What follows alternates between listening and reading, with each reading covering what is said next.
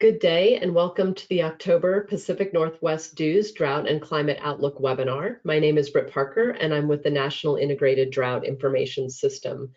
This bi-monthly webinar series hosted by NIDIS, the USDA Northwest Climate Hub, and the Oregon Climate Change Research Institute is designed to provide partners and other interested parties in the Pacific Northwest with timely drought and climate information. Each webinar will be tailored to reflect recent, current, and forecasted conditions and climatic events, but will also include discussions of observed impacts and other relevant updates from across the region. Webinars and recordings and other supporting materials will be posted on drought.gov later this week.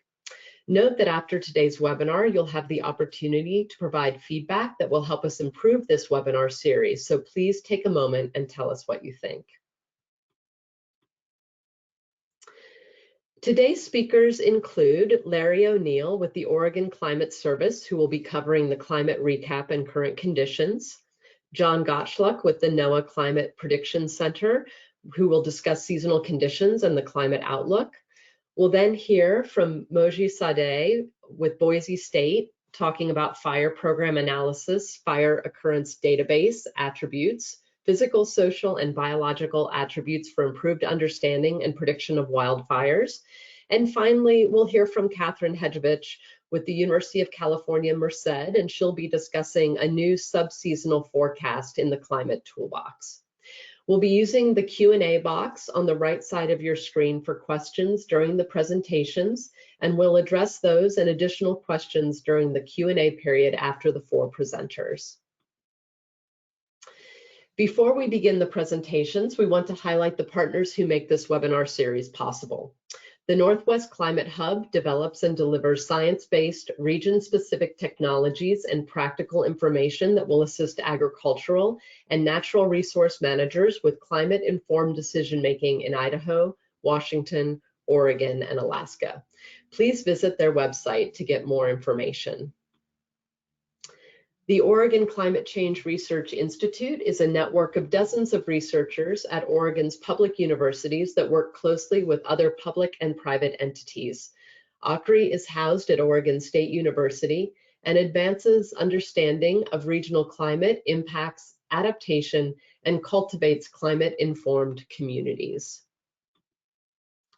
NIDIS was established in 2006 by public law with a mission to improve the nation's capacity to proactively manage drought-related risks by providing those affected with the best available information and resources to assess the potential for drought and to better prepare for, mitigate, and respond to the effects of drought. NIDIS is building the foundation of a national drought early warning system through the development of regional DEWS, where networks of partners and stakeholders share information and actions that help communities cope with drought. While the ultimate goal is a national early warning system, we recognize that impacts and early warning information differ across the region. Each DEWS has many of the same base ingredients, but ultimately have their own flavor to reflect the needs of their region. The Pacific Northwest DEWS was officially launched in February of 2016, and our strategic plan and information on current activities is available on drought.gov. To facilitate our early warning system, more precipitation observations are needed. We encourage you to join COCORAS, the Community Collaborative Rain, Hail, and Snow Network. This is a unique nonprofit, community-based network of volunteers of all ages and backgrounds working together to measure and map precipitation, rain, hail, and snow, as well as condition reporting. Observations by COCORAS observers of precipitation events or the lack of precipitation are important to capture and improve our understanding of weather. To become a volunteer or learn more, visit cocoras.org or contact your state coordinator. Their names and emails will be placed in the chat box. And finally, before we begin, we wanted to just give a few announcements. The first is that NIDIS recently released a funding opportunity intended to provide support for tribal nations to implement activities that address current and future drought risk on tribal lands across the West in the context of a changing climate. Funding of up to $700,000 per project is available to be disseminated in the first year and expended over 3 years.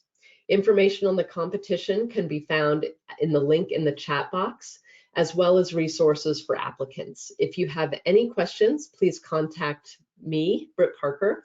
My email will also be in the chat box. Letters of intent are due November 1, and full proposals are due on February 15th of 2024. It's that time again where we want you to submit impacts to the annual Water Year Impact Survey. The water year 2023 is now in the books and will likely be remembered as a dry year overall.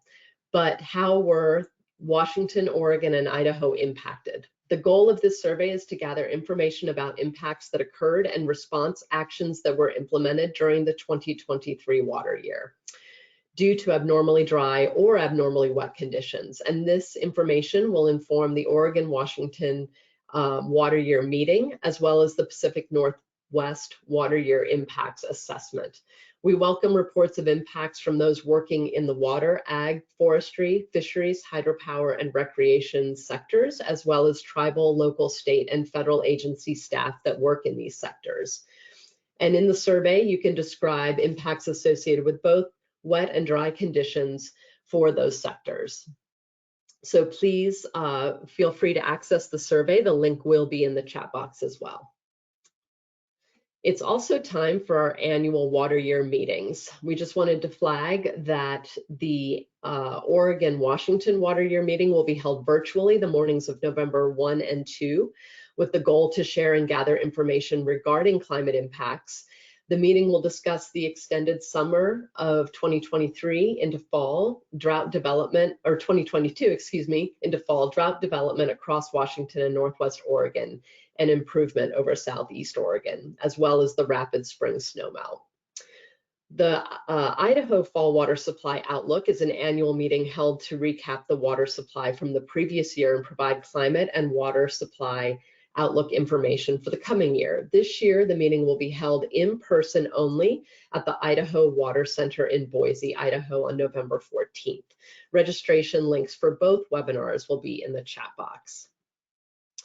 And finally, though I'm not going anywhere, there is some shuffling around of duties and responsibilities at NIDIS, and we are looking to hire a new Pacific Northwest and Missouri River Basin Drought Early Warning System Coordinator to spend more time on these two regions. The job announcement should be out later today at this link. The successful applicant will be employed by the University of Colorado Boulder, but will sit with the National Integrated Drought Information System at NOAA. Please do not hesitate to reach out with any questions. The position will remain open until filled, but we are looking to fill it early in 2024. So if you know any good candidates who might be interested in working with us at NIDIS, please do have them apply. And with that, I'm going to turn this over to our first speaker, which will be Larry O'Neill. Great, thank you. And is my screen up? I just sent you the invitation to share your slides. There we go, looks good. Excellent.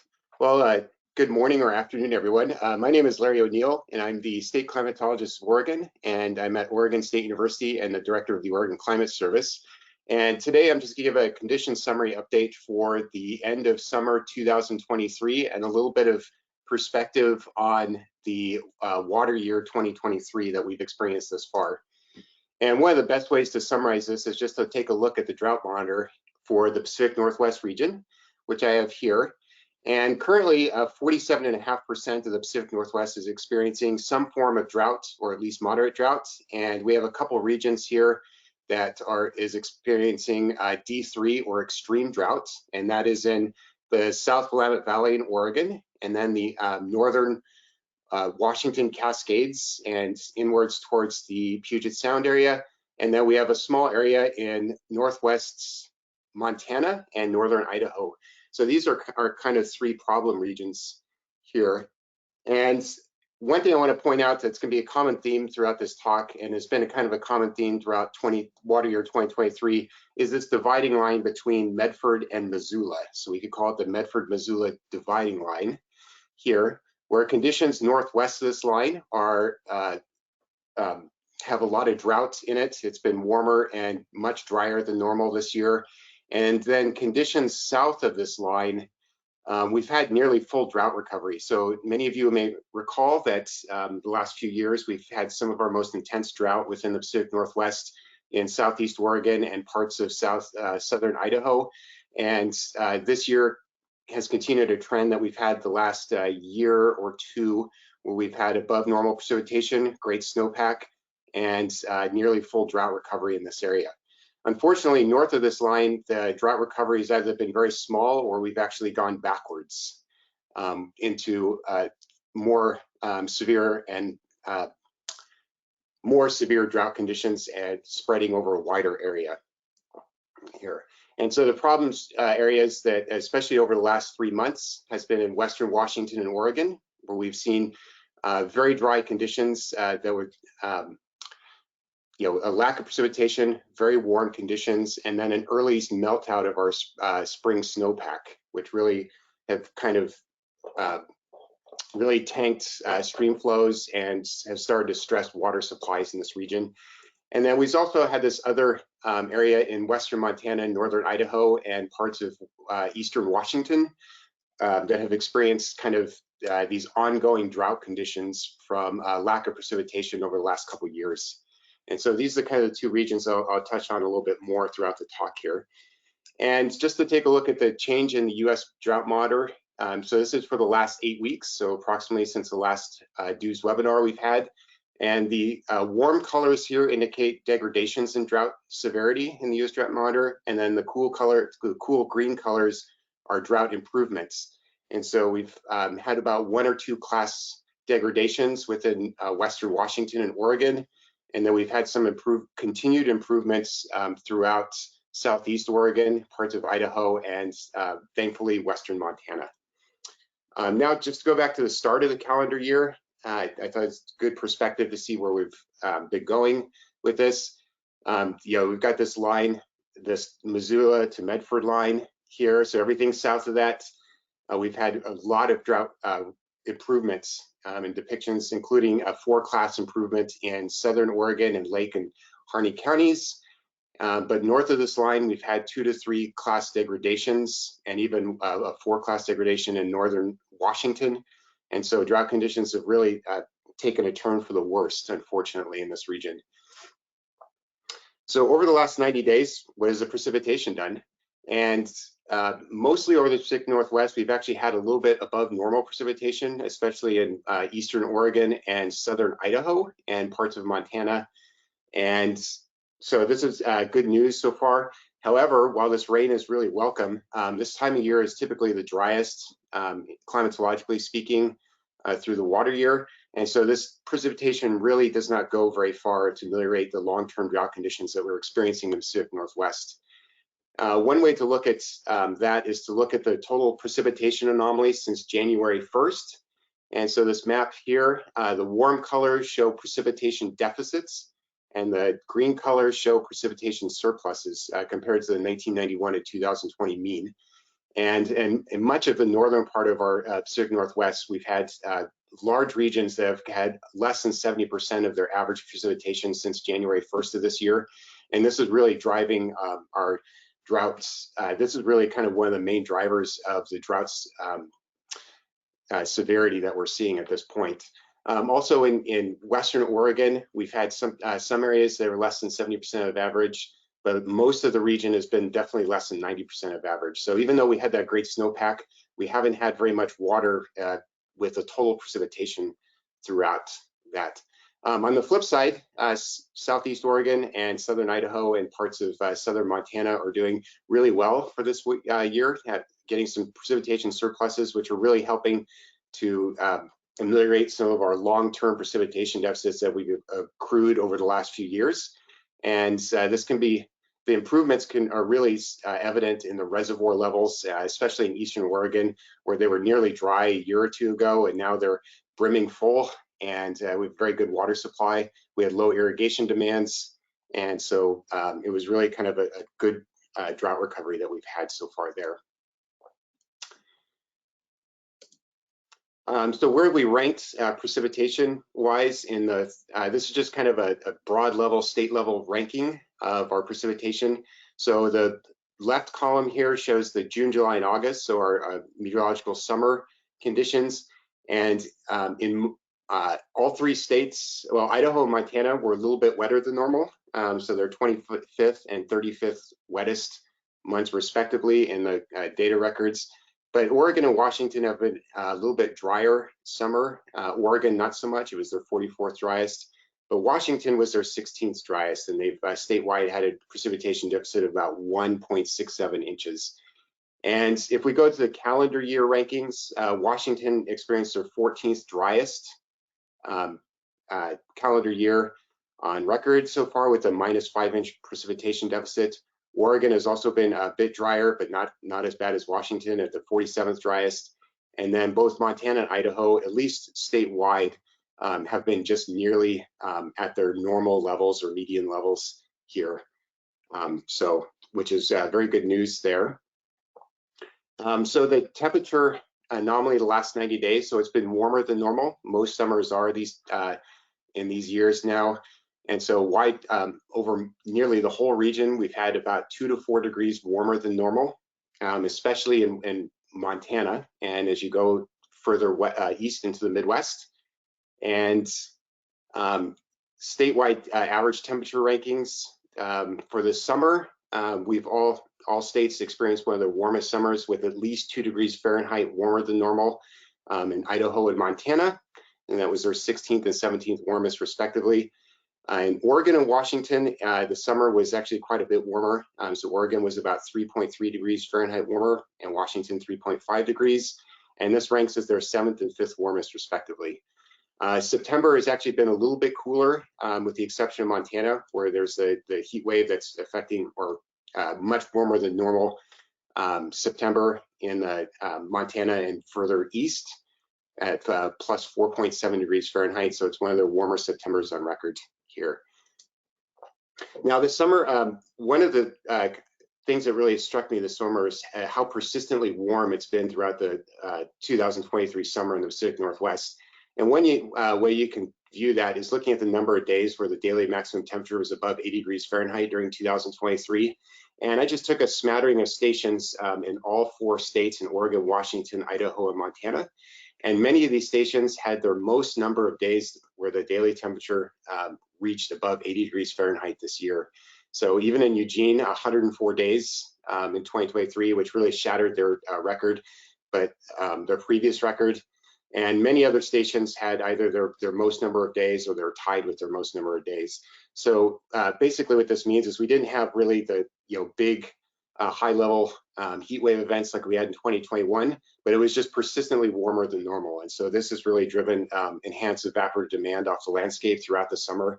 And so the precipitation we did get is not going as far to meet our water supply needs throughout.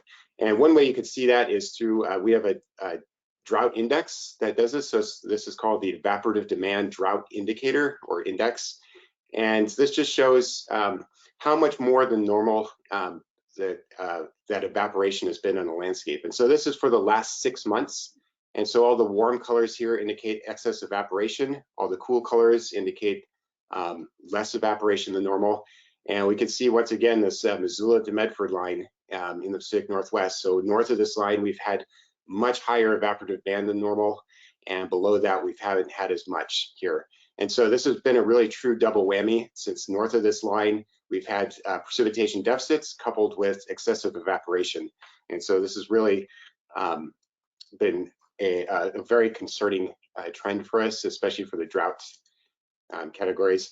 And one of the principal drought indicators we often use in the US West and in the Pacific Northwest is what's called the Standardized Precipitation and Evapotranspiration Index. And so this just gives an idea how much the combination of precipitation and evaporation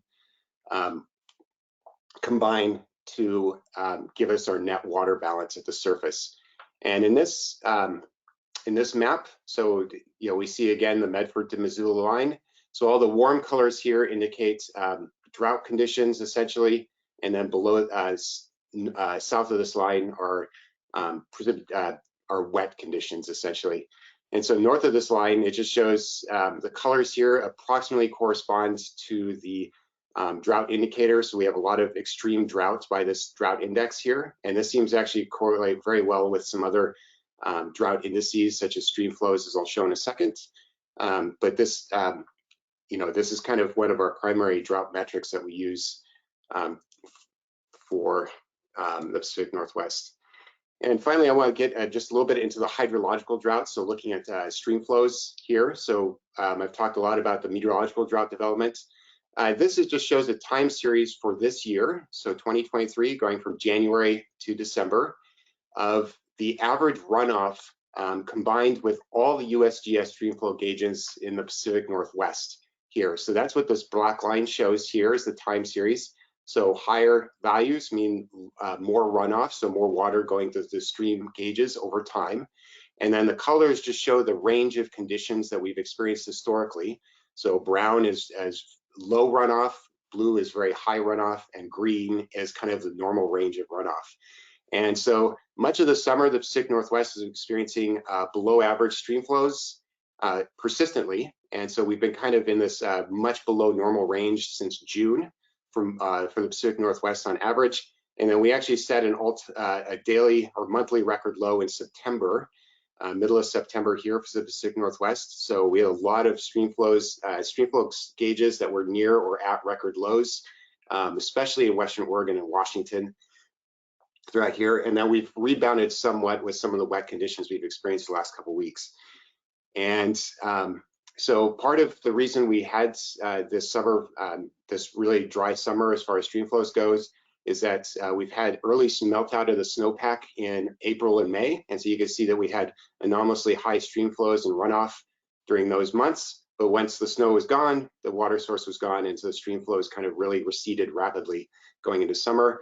And then the dry summer and dry and warm summer, the excess evaporation has also played a crucial role in the low stream flows we've experienced. And I really want to point out Washington, which I think is bearing the brunt of the drought conditions so far this year, or some of the most. And this is fairly similar to the Pacific Northwest at large, except a little bit more exaggerated in the dry conditions. So they started experiencing well below normal runoff starting in early June. It continued on through all the way through the summer, and then bottomed out in the third week of September. And so this was a lower runoff amount than September 1994, and the lowest since December 1936. So these are really historically dry conditions as far as stream flows go and the condition of water in the landscape. And I want to point out that there are some water restrictions that have gone into, voluntary water restrictions gone into effect in Seattle and surrounding areas that affected about 1.2 million people. So these stream flows, this lack of stream flow is starting to affect our municipal water supply. And where are these stream flow gauges at that comprise these averages? This just shows a map of these. And it also just shows the rank of the last 3 months between July and September in the historical data record. And so the lower the number, the drier it's been, or the less stream flow has gone through the gauges. And we see 4 main areas where we have a lot of either all-time lows, such as the ones up in the northern Idaho and western Montana, and then also several through Washington, the East Washington Cascades, and also in the Olympic Peninsula, where we've had the 4th lowest all time. And I also want to point out in Western Oregon, we've been struggling with very low stream flows throughout much of the summer as well. If you're not inside these circles, things are looking great.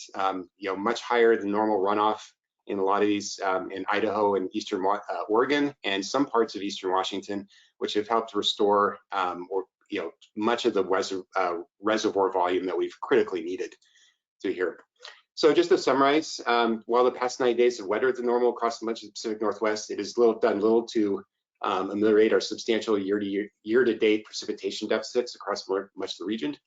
It's been much warmer than normal across the Pacific Northwest this summer, particularly in Washington and Oregon. And we had continued drought recovery in Southeast Pacific Northwest, which is great news, but we've had increased drought intensity in most of Western Oregon and Washington, and then in northern Idaho and Montana. So bad news.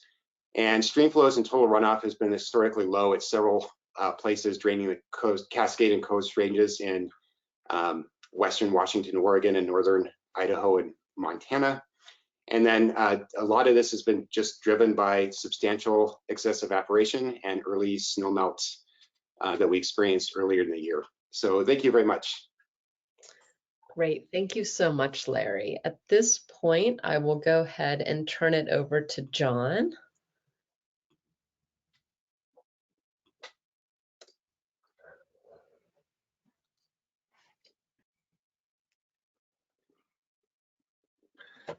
Okay, good afternoon, or everyone, good morning. My name is John Gottschalk. I'm chief of the Operational Prediction Branch at the Climate Prediction Center just outside Washington, D.C. I'm going to be talking about the latest climate conditions with respect to ENSO primarily, and our outlooks for ENSO temperature, precipitation, and drought.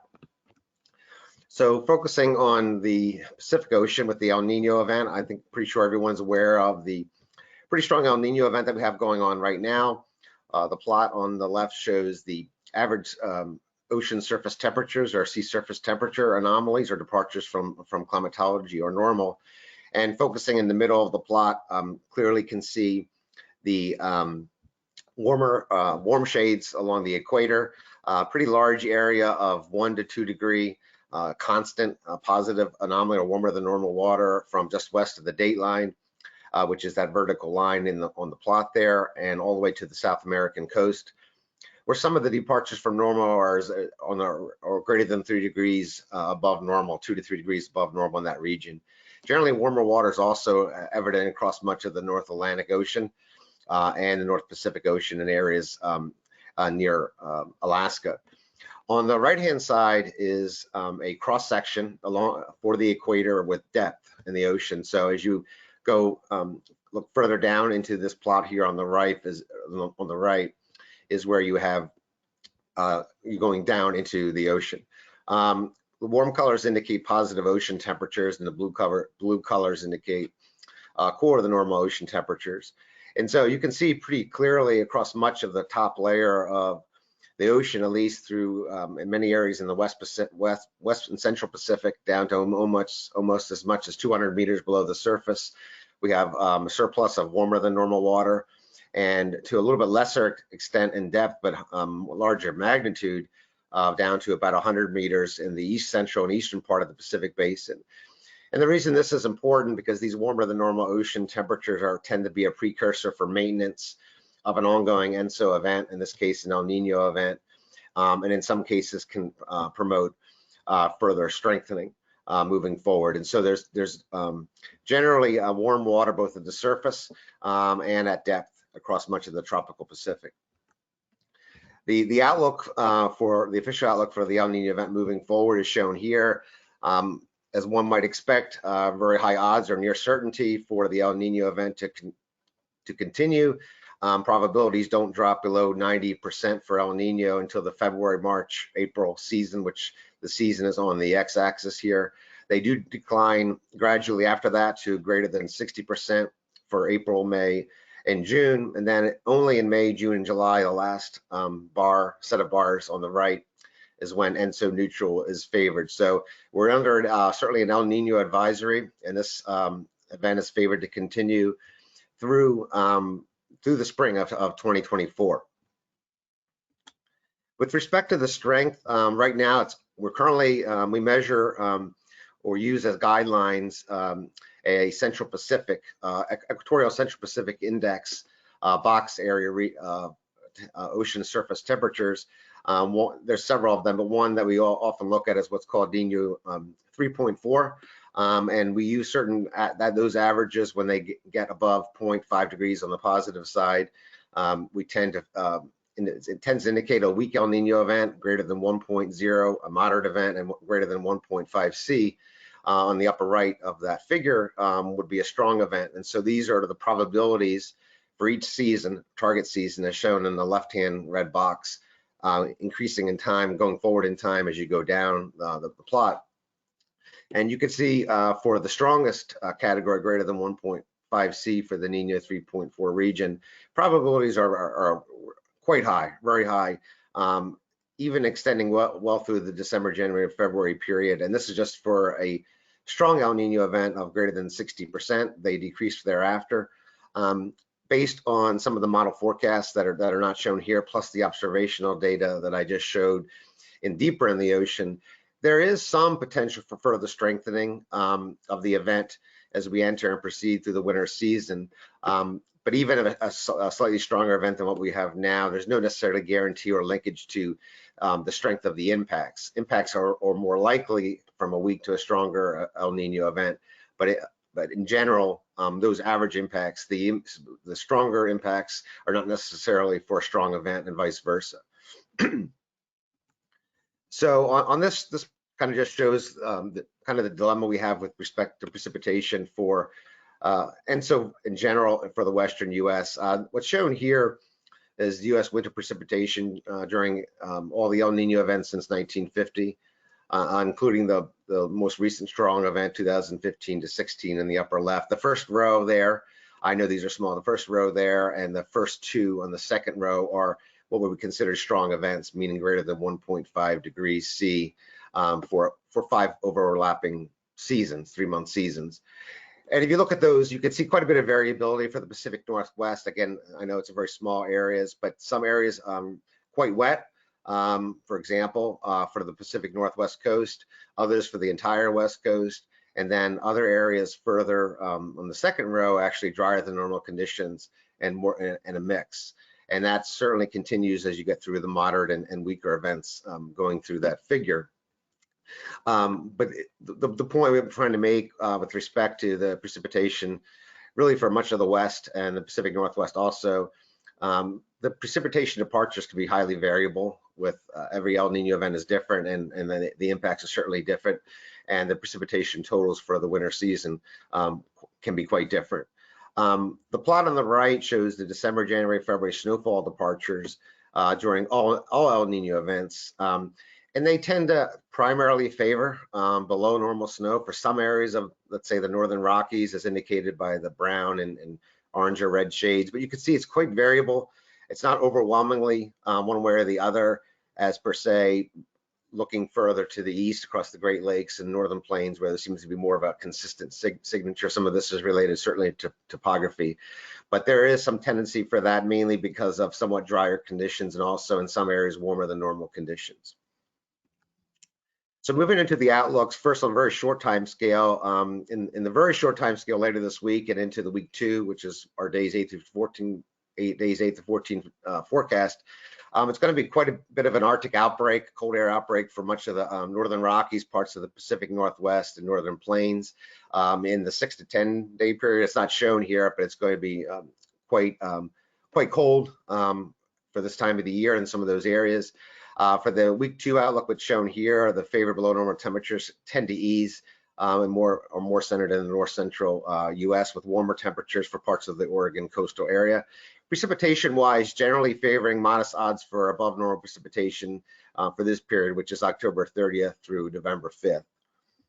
As we go into the week 3 and 4 outlooks, these are released once per week and will be updated this Friday. And this takes us from the November 4th through the 17th.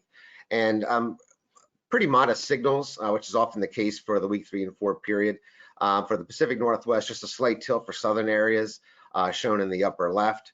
And for precipitation, generally a continuation of near to above normal precipitation, primarily for the coastal areas of Washington and parts of Oregon. The month of November for the temperature and precipitation forecast released late last week, and the monthly outlooks will be an update to this will be released on the last day of October to the 31st. But currently, for the month of November, favoring more of a return to above normal temperatures for the western third of the continental United States, including most of the Pacific Northwest region, as you can see.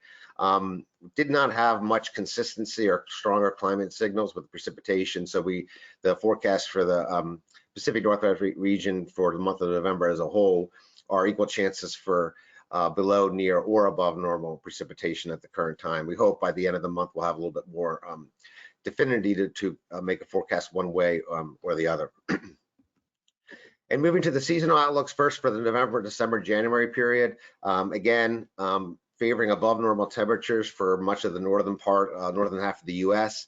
Highest odds actually are across parts of the Pacific Northwest, North Alaska, and New England. This is informed by a number of things, including El Nino, favored warmer conditions for the most part over. This is again for seasonal mean temperatures, so 3-month average temperatures being in the above normal category. For precipitation, you can see a lot more of uncertainty, a large area of equal chances for much of the West for this season, but we are favoring below normal precipitation for parts of eastern Washington, northeast Oregon, much of Idaho, and the entire state of Montana, with the highest odds, again, quite modest for parts of western Montana and northern Idaho. Moving into the full December, January, February winter season, not much change in the outlook as you would expect, as we're only removing 1 month and adding one additional month, February, favoring above normal temperatures for the Pacific Northwest domain and also below normal temperatures, again, in the similar region as noted on the previous slide. And for the November, December, January drought outlook, again, this is for conditions that are anticipated at the end of January 2024. And so with respect to the Pacific Northwest, we are favoring some improvement and some removal of drought conditions, which are the gray and green areas respectively. And this is as much of anything related to just more increase in climatological rains during this time of the year than any strong signal. So even near normal precipitation may improve some of these areas that are currently in some of these areas in strong drought conditions. With respect to further inland, the yellow area there indicates we anticipate drought development to fill in where currently is not by the end of the month of January 2024, which is the yellow color there. In the remaining drought areas, we expect with little signature for anything other than below normal precipitation at the current time, favoring drought persistence, which is the brown cover there through the end of January 2024. So the last slide with respect to the main take-home messages. One, obviously we have a strong El Nino event in place, ongoing in the Pacific Ocean, and as shown by both oceanic and atmospheric conditions. This is expected to continue, and as I note in the second bullet, it's very likely at very near certain odds through at least the first couple of seasons to remain in place, but likely to continue through the spring of 2024, with some potential for some further strengthening. Above normal temperatures are favored for the Pacific Northwest during both the seasons I presented here and through most of the winter, through the winter months of 23-24. And the final bullet, main thing wanted to note is that unfortunately, with some of the information and guidance that we had with this particular winter outlook, it's pretty high uncertainty. There always is high uncertainty with the seasonal outlooks, but somewhat particularly more this month, and so there's pretty low confidence in the eventual precipitation outcome over the winter. Below normal precipitation is favored at very modest odds, however, for eastern Washington and Oregon, much of Idaho, and for the state of Montana. And I'll wrap it up there and turn it back over to you, Britt. Thank you. Great, thank you so much. And I don't see any questions yet, so do put your questions in the Q&A box. And with that, I'm going to turn it over to Moji.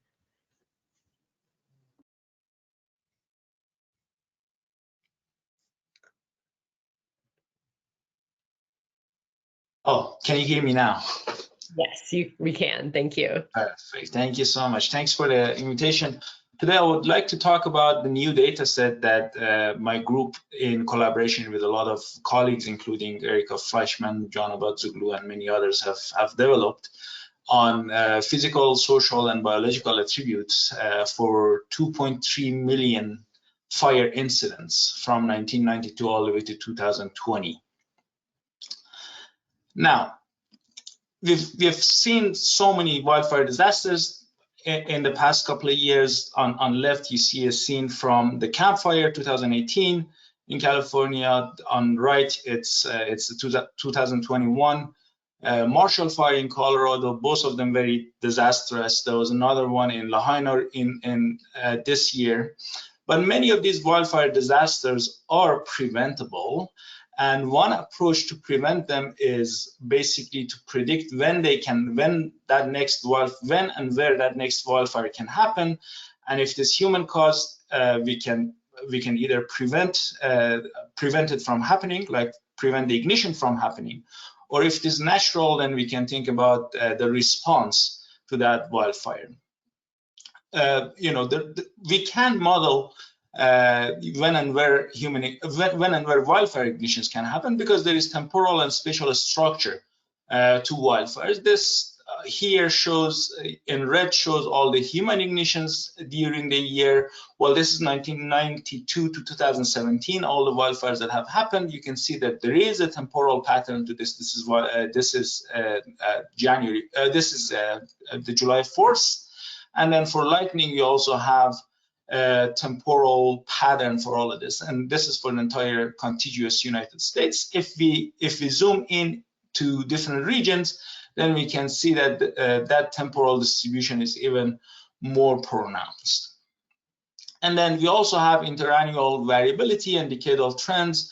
We've got the natural wildfires. You'll have, differences in different years, mostly following wet and dry years. And then for the human-caused fires, similarly, we have these ups and downs from one year to another, mostly following the wet and dry years. And then we have the decadal trends that are coming from many different factors. One of them being, we've got prevention strategies in place that prevent wildfires that have been effective in for some of the ignition types.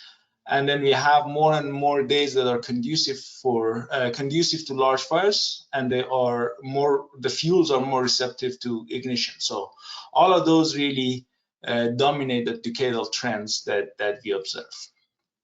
I talked about the temporal structure. Now the spatial structure is also there. Here on top, you'll see the human-caused fires. If you follow them, you see the patterns of the patterns of wildfire ignitions follow human settlements and also roads. And if you look at the natural fires, basically lightning-started fires, you see that they follow the mountains. So basically, there is both spatial structure and temporal structure to these fires that we can use to predict them. So for any prediction model, we need historical data. One of the most comprehensive data sets out there globally. Well, the data set is focused on the United States, but one of the most comprehensive data sets that's out there is Fire Program Analysis Fire Occurrence Database from Forest Service. Karen Short is running the data set. This data set aggregates all fire reports from federal, state, and local entities. The data set also includes various reported variables, including what's the date of discovery of the fire, what's the final fire size, the ignition point, what's the fire name, discovery time, reporting agency, and importantly, the ignition cause, and also the containment date and time. There are 13 different ignition cause classes in the data set, including, for example, natural, basically the lightning-started fires, and then we've got 12 other causes: recreation and ceremony, equipment and vehicle use, and many other ones. In general, the data set FPA-FOD, its 6th version, includes more than 2.3 million fire incidents between 1992 and 2020. And what we have done is we have added several attributes, actually 270 attributes we have added to each fire incident that was recorded in the FPA-FOD dataset. The reason for adding these attributes is that we can do impact analysis, and we can predict these fires, and that's what I'll be showing you in the next couple of slides. One category of attributes that we have added is weather and climate. We know for a fact, for example, for power transmission lines, the fires that are caused by power transmission lines start when we have high wind and high aridity at the same time. So weather and fire danger indices are very important in determining when and where those ignitions can happen. They dominate the receptiveness of fuels to fire, to ignition, and they also dominate recreation and other activities that humans have, and also lightning and all those other things. So basically, weather and fire danger indices are very important at the time of ignition, and at the point of ignition. We extracted several weather variables, including temperature, precipitation, vapor pressure deficit, etc. We also have fire danger indices such as dead fuel moisture, the energy release component, etc., etc. Another category of variables that we included in this data set is land cover and topography. As you can imagine, land cover is very important for the receptiveness of fuel to ignitions. For example, cheatgrass is a lot more receptive to an ignition than an evergreen or another type of forest, for example. So what we have added is at the point of ignition, what's the topography, what's the existing vegetation, and topography is elevation, slope, aspect, those terrain ruggedness index, etc. We have normalized difference vegetation index, basically how dry or wet the vegetation is at the time of ignition, and also in the past 12 months, what was NDVI, so basically whether we have had fuel growth or not, and many others, like the cheatgrass is another attribute that we have added to the dataset. We also have another category of variables, attributes assigned to all fires, that is social variables. Population density, as I discussed, human settlements is very important to determine when and where human ignitions happen. So population density is very important. Social vulnerability, in a study that John Abadzoglu did, and I don't have the slide here, but there is a correlation between social vulnerability and the ignition density. And another category of variables that we have added is administrative. For example, how many fire stations are around the fire, because that determines how fast or slow is the response, for example, to a reported ignition. We also have national preparedness level and geographical area coordination center preparedness level. So basically, what are the resources available to respond to fires? So the higher the national preparedness level, the lower the resources are to respond to fires. And if we do not attack those fires early on, they can grow large, and then from there on, it becomes very difficult to control them. All in all, we have more than 270 physical, social, biological, and administrative attributes added to the 2.3 million fire records between 1992 and 2020 in the United States. Some of the, one of the studies that we are doing with this data is we are modeling based on the attributes like the weather, land cover, social, administrative, etc. What is the cause of fire? So basically, we can determine with 70% accuracy what type of fire occurred just using the attributes of that. Another, well, I'm going to skip through this because I'm running out of time. Here you can access the data, you can visualize the data. So basically the video you see here, you can access that data through this QR code. fpafod.boisiestate.edu is the website that you can visualize and download the data. There is the paper preprint is available here. The data set was developed by my PhD student, brilliant PhD student, Yawar Pur Mohammed. I appreciate the funding from Joint Fire Science Program. But back to this data set very quickly, I'm gonna wrap up in 10 seconds. You can select the year, you can select the state, you can visualize everything, and then you can select, if you want to see attributes associated with each fire, you can select the type of attributes, and then by selecting or by clicking on the fire, all the attributes will be shown to you. And with that, I'm going to stop here. Thank you so much. Great, thank you so much. We do have a question for you, but I'm going to link you up to the person via email afterwards, and we'll go ahead and move on to Catherine for our final presentation. Okay, Britt, you can hear me, right? Yes. Yes, perfect. All right. Hi, my name is Catherine Hegevish, and I'm a project scientist at UC Merced, where I'm the developer of the Climate Toolbox. And today I'm going to be talking about subseasonal forecasts that John Abotsoglu and I have incorporated into several tools in the Climate Toolbox. And this work was funded by NIDIS and also CERC, the former Northwest RESA.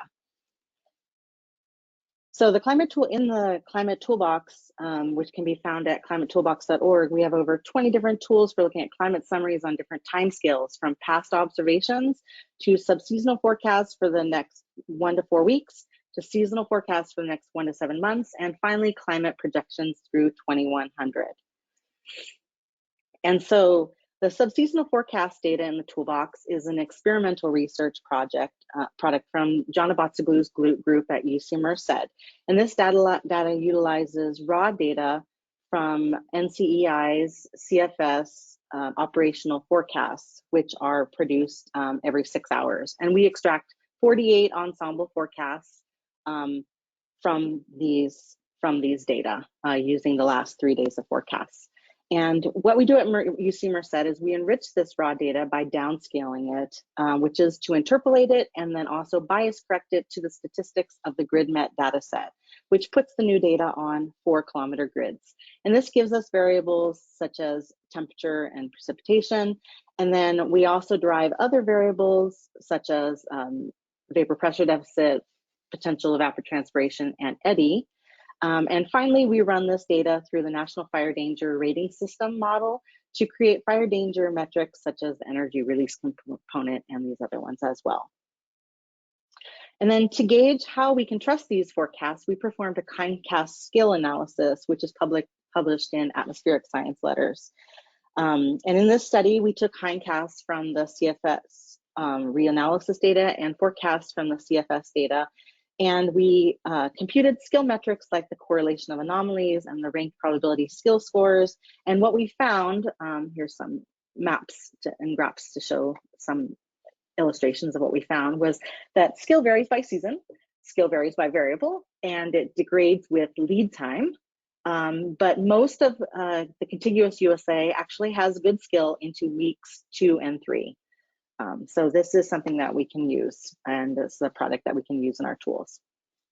So in the Climate Toolbox, you can find the subseasonal forecast data mainly in 2 tools, the Climate Mapper tool and the Subseasonal Forecast tool.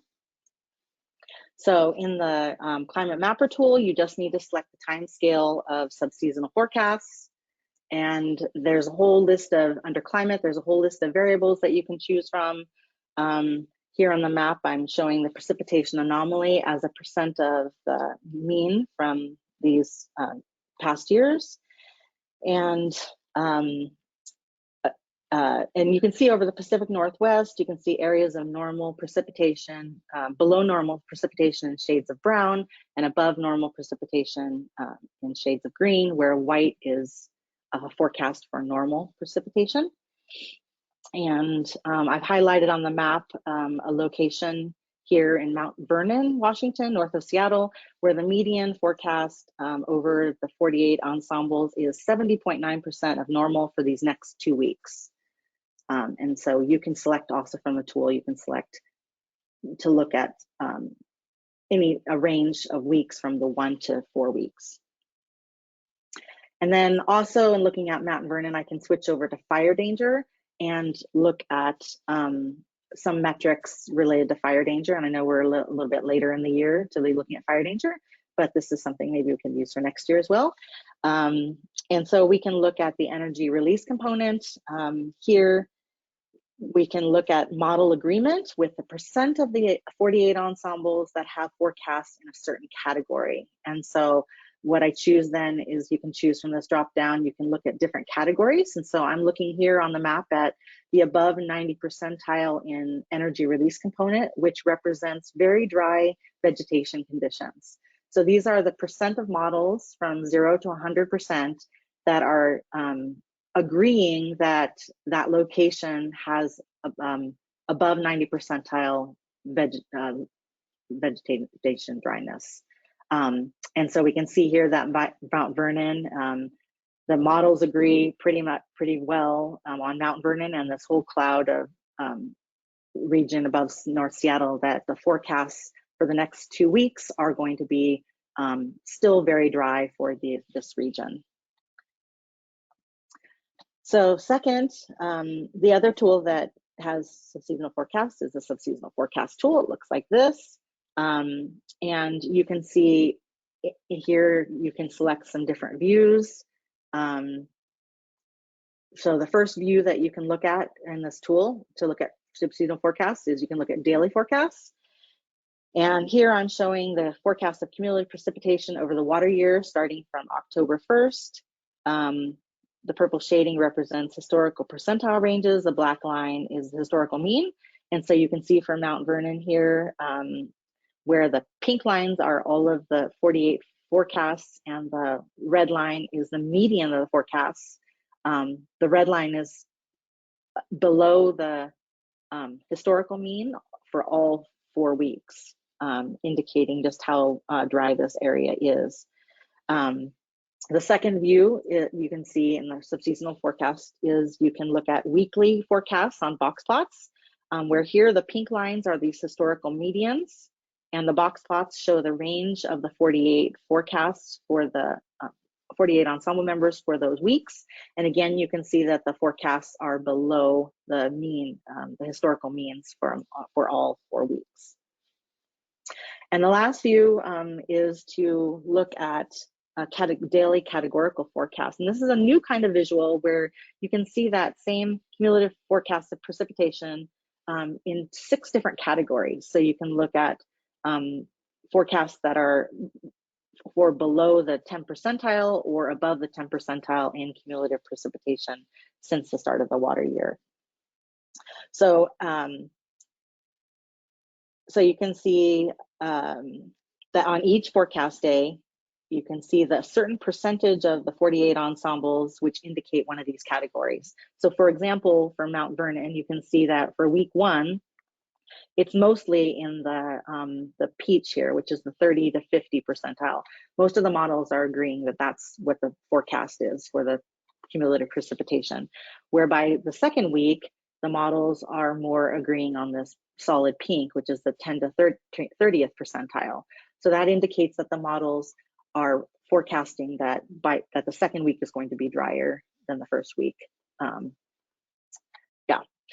But then by the 3rd and the 4th week, the models are kind of split between several different categories here in the different shadings.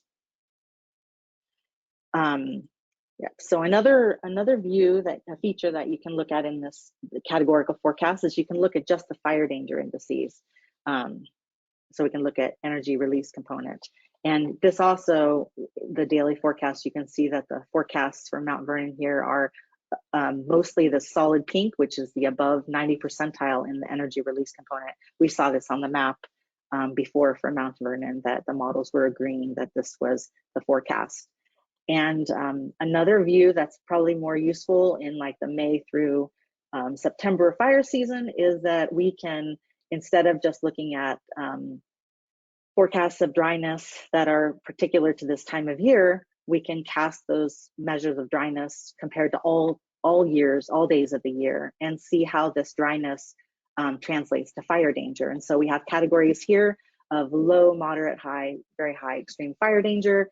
And we can see for Mount Vernon that even though these areas are dry for this time of year, extremely dry for this time of year, that doesn't necessarily translate to extreme fire danger. So we see here for the daily forecast that it's mostly low to moderate fire danger for this time. But this could be a useful tool for the fire season, to be looking at forecasts of fire danger. Oops. So then in summary, the Climate Toolbox lets us look at seasonal forecasts with daily and weekly forecasts on maps and graphs. We can look at forecasts of cumulative metrics over the water year, like precipitation. We can look at the weekly spread and category agreement across 48 ensemble members. And finally, we can look at categorical forecasts like forecasts of fire danger classifications. All right, and that's all. Great. Thank you so much, Catherine. And thank you everyone for joining us today. We're out of time for questions, but I will link those of you who had questions up with our speakers via email. And we hope that you'll join us for our final webinar of the year on December 18th at 11 a.m. Pacific. So thank you so much. We'll be sending a recording shortly, and we hope everyone has a great day. Thank you.